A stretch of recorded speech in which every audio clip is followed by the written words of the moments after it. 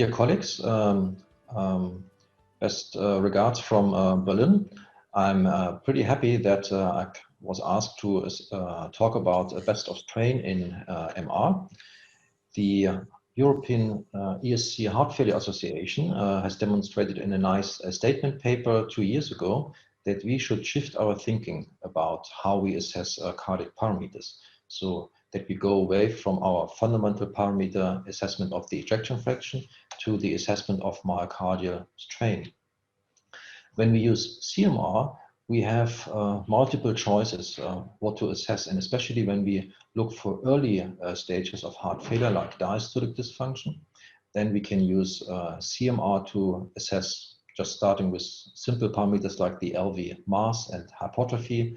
We can assess using feature tracking, for example, the strain, or acquisition-based techniques, also the strain. We can also add parametric methods like T1, T2 mapping, EACVI assessment, and we can also assess, of course, the other chambers like the right ventricle or the left atrium.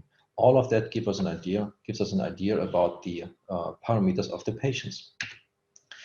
That this is also comparable between different locations and used vendors for the MRI equipment. The SCMR just published this year a standard protocol paper how we should acquire the CMR scans, and this is the basis, of course, to have a comparable CMR scans when a patient, for example, got a scan on one side, then moves to another city and gets the follow-up CMR at another site, that we can really compare our values. However, as you know, there is a variability of CMR measurements. When we check, for example, the volumes, then just by age it decreases. And there's also a difference when we use different software vendors and versions to assess this, and also different field strengths might influence slightly these measurements. And when it goes about the fundamental question in daily clinical routine, how is the ejection fraction looks like, especially to say in which heart failure stage is this patient, then we know that the ejection fraction can be very variable based on the experience of the observer, and an objective method like CMR strain really helps here, like in this patient. In this figure where you can see that the ejection fraction is, for example, normal in a range of 60%. However, the strain values like GLS strain is already reduced, demonstrating that this is a patient with heart failure with preserved ejection fraction. When we assess the strain with CMR, we have different choices. We can use acquisition-based techniques, or we can use the feature tracking algorithm. And when we compare these algorithms and also to the assessment of strain by 2D or 3D strain, then we can see all of them are useful.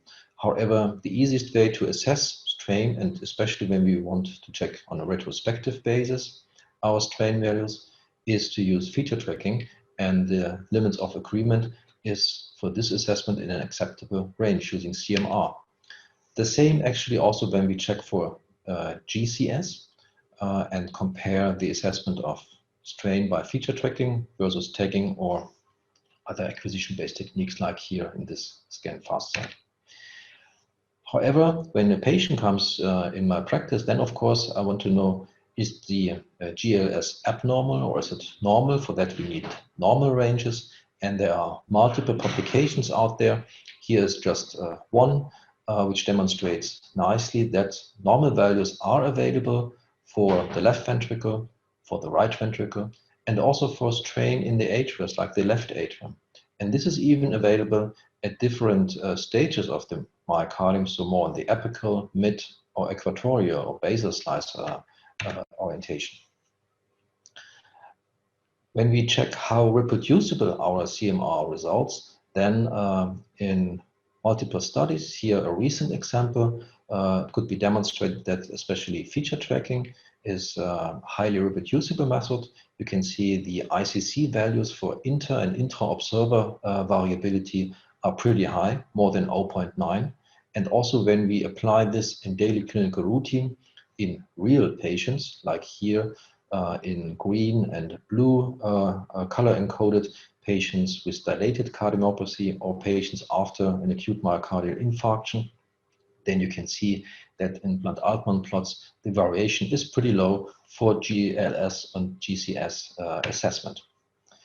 When we go even deeper into the myocardium and check the multi-layer strain across different heart failure stages, then we can nicely see that there are differences between the endo, myo, and epi strain between the heart failure stages.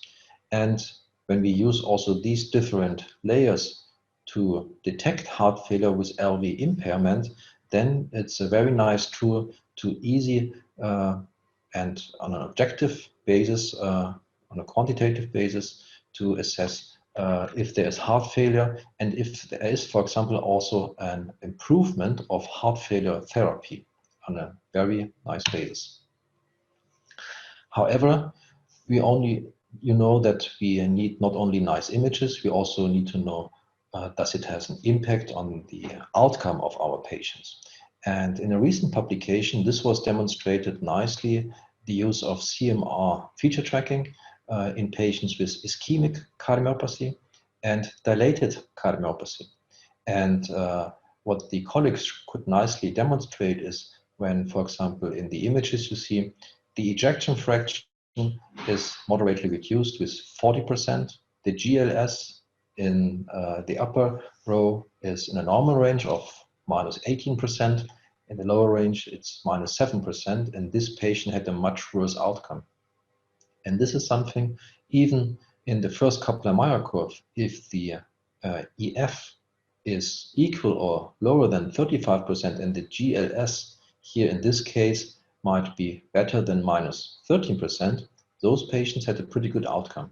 However, if both was reduced, this was combined with a higher rate of cardiac events.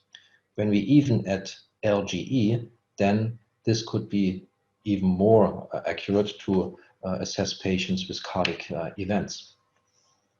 When we start the assessment of heart failure earlier, so in patients with preserved ejection fraction, then you can see in this nice publication in more than 1,000 patients that when the GLS was reduced, those patients had a higher likelihood of cardiac events.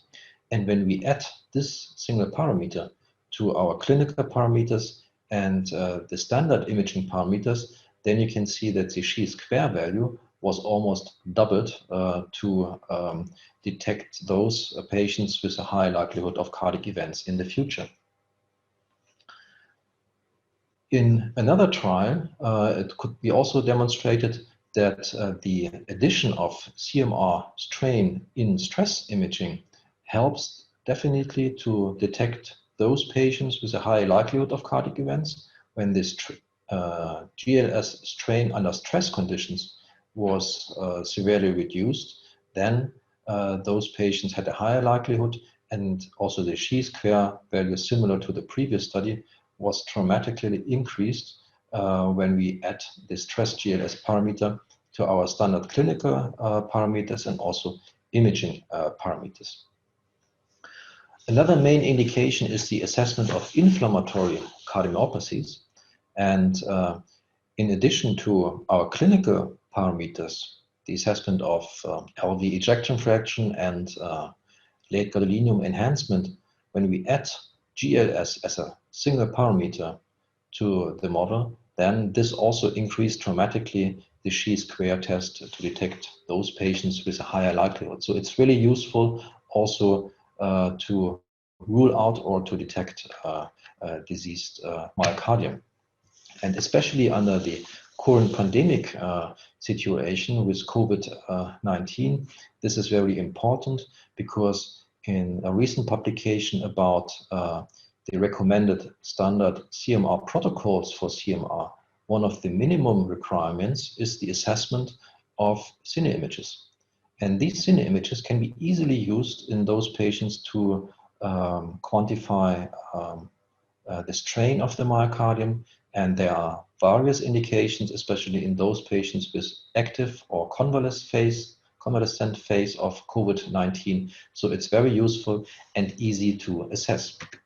To conclude my talk, We have standardization, we have normal values for CMR strain measurements. There are multiple multi-center clinical trials published in various indications also. And I personally think that CMR will be one of our main parameters in the future.